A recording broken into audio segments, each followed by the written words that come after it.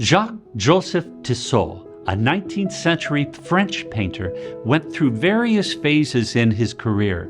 His earliest phase included high praise among the elite, which resulted in great fortune.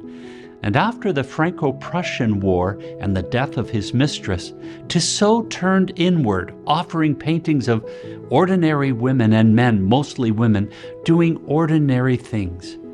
In his last stage, the artist had a vision while visiting his childhood church of Saint-Sulpice. The vision, which led to his conversion, was of Christ tending to the brokenhearted and the downtrodden. In our gospel, we see Christ acknowledging the brokenhearted and downtrodden. After witnessing the widow placing 2 small coins in the treasury, we read, "Calling his disciples to himself, he said to them, 'Amen, I say to you, this poor widow put in more than all the other contributors to the treasury.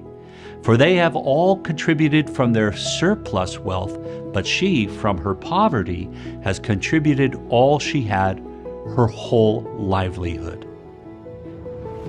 After his conversion, the artist Tissot began a long series of watercolor paintings depicting the life of Christ. Also known as the Tissot Bible, the 350 renditions of Christ among ordinary humanity includes this piece, simply called The Widows Mite.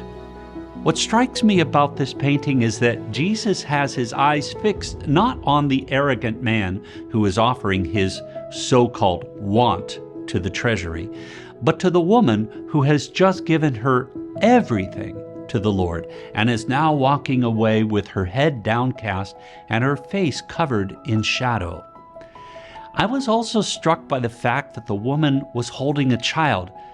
Prior to my reflection on this painting, I had always pictured the widow as a poor old woman. However, the artist wanted to show that a widow could very well have been very young and with a child, showing that her gift to the treasury was that much greater.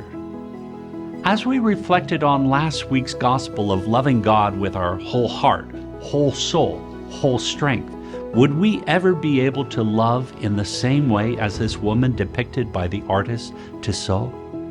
More importantly, would we ever be able to love in the manner of Christ, who poured out more than money in the treasury, but his very lifeblood on the cross for our sake?